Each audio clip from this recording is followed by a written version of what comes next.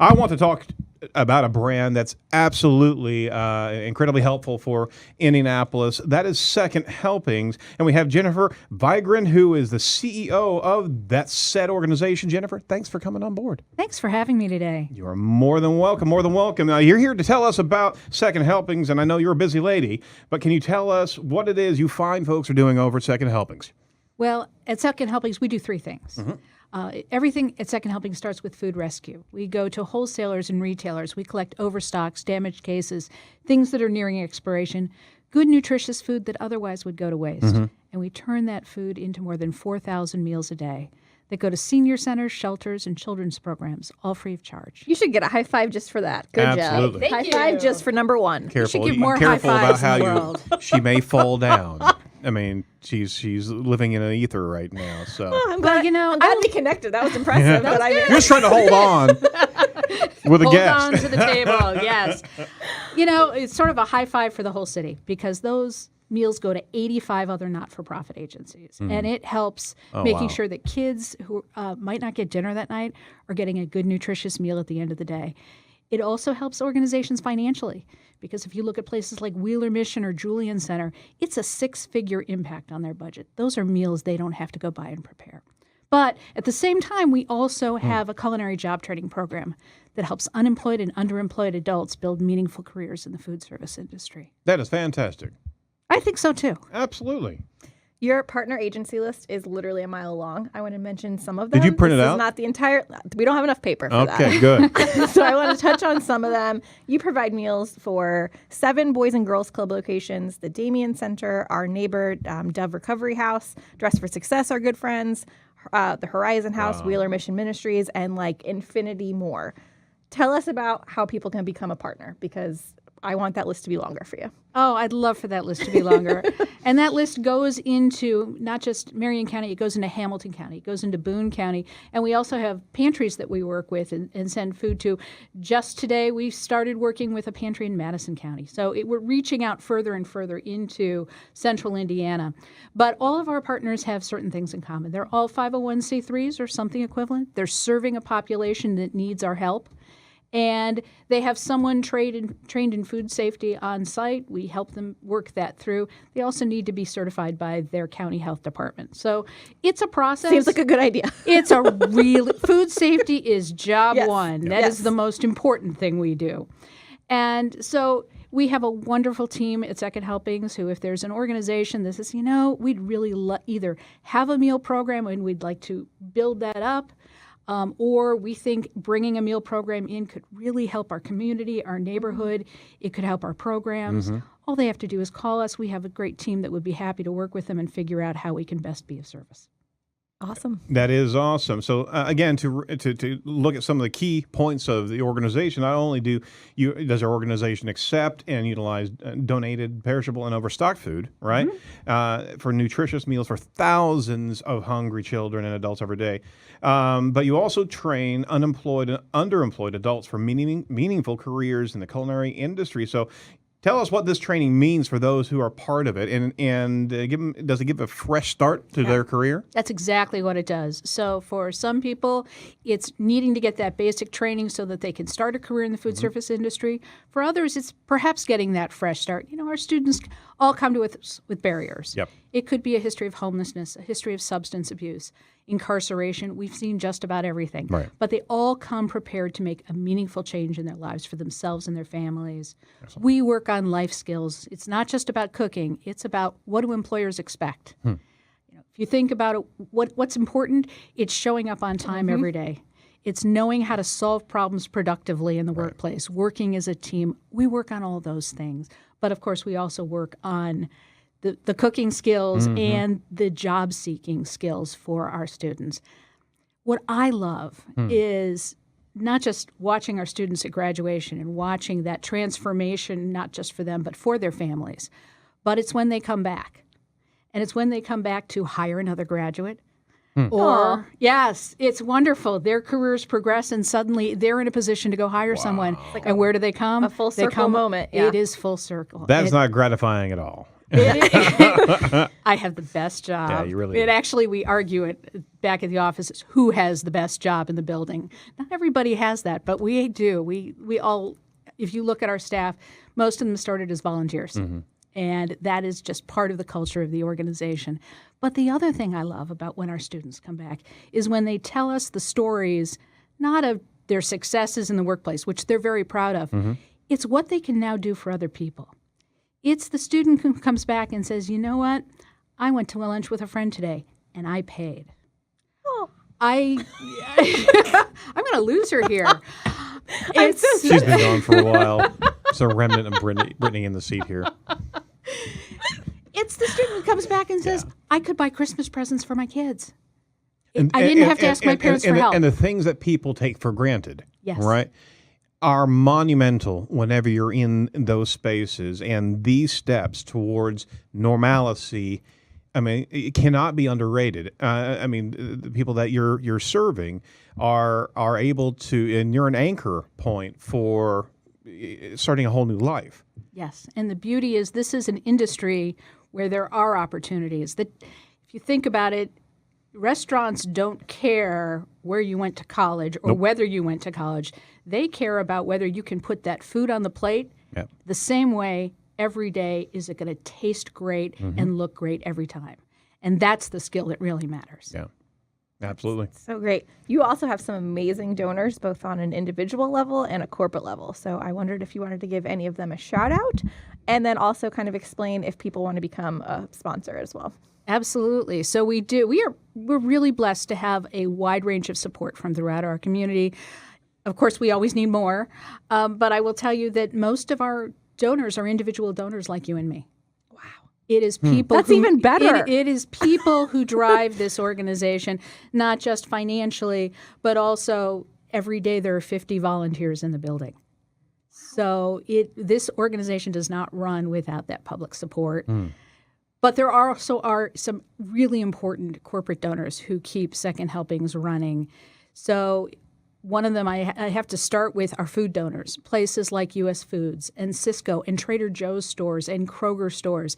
They are tremendous food donors. 2.4 million pounds of food a year come through our system. And that is critical because it keeps us from having to buy food for the hunger relief program. We can make that food and deliver the food for $1.05 a serving. That's essential. Yeah. That's amazing. So actually the return on our community's investment is extraordinary. So it costs us $1.05 a serving. We end up saving this community more than $5 million a year in food costs. Yes. Wow. Yes, on a budget of about $2.4 million. That's like a drop the mic moment. Yeah. Okay. Don't. Drop the mic and Please don't. Please don't actually touch it. That's amazing. And many of those food donors are also financial donors as well. Kroger is one of our biggest sponsors. We are also very, very grateful to places like the Pacers, who are hosting our upcoming fundraiser in March. See, I have to put a plug in for that. Yes, of course. This is March your 14th, time. March 14th, Corks and Forks at Bankers Life Fieldhouse.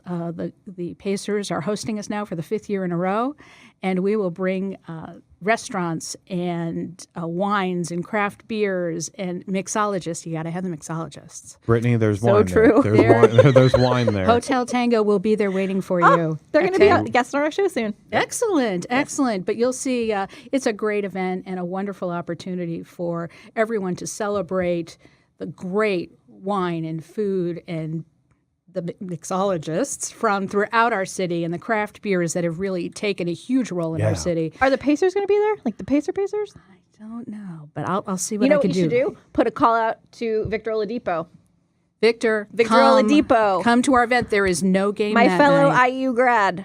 You should. I can make Victor. that happen. Okay, hold on a second. Counting on you. Okay, I can. I'm counting I you can on bother him. All right. You're doing a show right now. Don't do that. Bother them after the show. No, I'm just putting it out there now in case he's watching. Okay. If Victor doesn't show up, it's on Brittany. Yeah, Okay? exactly. Just- and Victor, just I'm saying. sorry. Here she comes. So it's going to happen.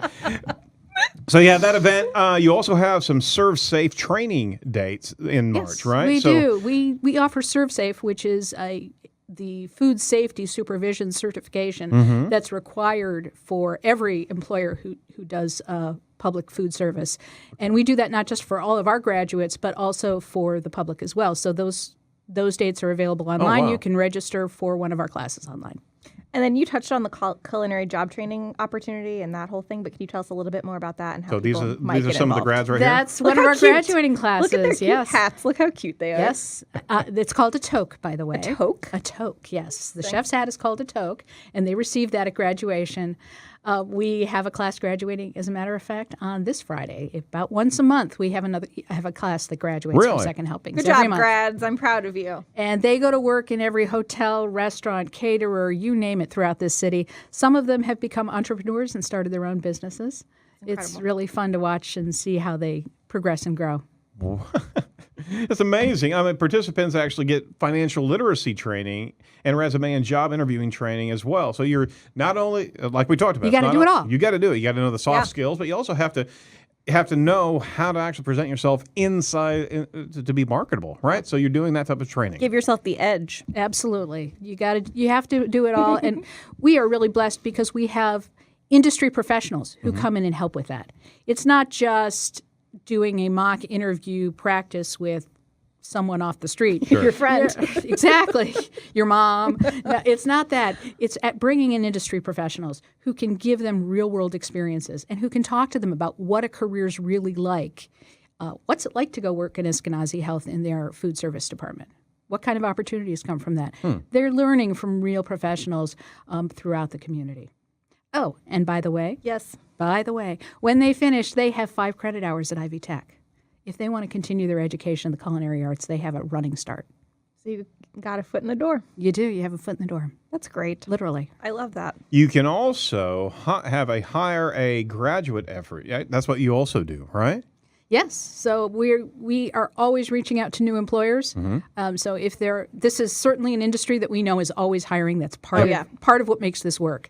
So any employers in the community who aren't already partnered with us, all they need to do is give us a call. We'll be happy to connect them with our graduates and make sure that their career opportunities are something that our graduates are aware of. And then you touched on Corks and Forks. What is that date again? And then how can people get tickets? That is March 14th. That's a Wednesday night, so you don't have anything else to do that night. No. It's an easy night to come. Oh, yes, they do. Yes, anything else to do. They're coming to Corks and Forks. I know, Absolutely. that's right. They're Right. coming to Corks and Forks. And one of the things I love is because it's a Wednesday night, not one of the super busy nights in the restaurant industry, you'll see the chefs themselves coming in to serve. Gosh, that's nice. To serve everyone. You can interact with the chefs, some of the great chefs from For around some more our city. inside knowledge. But tickets are available online at secondhelpings.org. Perfect. So we want to make sure that we also give a shout out to the volunteers. Oh, got a shout out to the volunteers. So, as I mentioned, 50 volunteers a day. Yep. Many of them are people. Who was there today? Can you name them all? I started as a Wednesday volunteer, so I know a lot of those people. Some of them actually, we started as volunteers together 17 years ago. So it's no, I can't name them. I have to admit, I cannot name Put it everybody on who the was there spot, today. Britt. Why don't you just? Because we had special groups that come in. So every week there are often employer groups Right. that will come in and spend an afternoon chopping in our kitchen. And if you think about it, you learn a lot about people when you chop onions together. Yeah, you do. You learn a You lot. laugh, you cry. You laugh, you cry. It was, yes. You try not to cut your So fingers it is- off. Yeah. It is a great team building exercise we don't make everybody chop onions. Gosh, Okay? talk about a team building experience. Yeah, Like, it is. It's everybody fun. stand here and cut onions together and let's It's see what like happens. For working- 5 hours. No. It's sort of like working in your friend's kitchen, Yeah. when you cook together. Yep. It's a great team building, and it's a great way for us to introduce a lot of new people to the organization and to the work that we do in the community. Excellent. Well, so how can listeners actually get involved in that capacity as well? So once again, you can call us or you can go to our website, www.secondhelpings.org. You'll find information there all about volunteering, all about ways that you can participate in Corks and Forks, and so many other ways in our community. Excellent.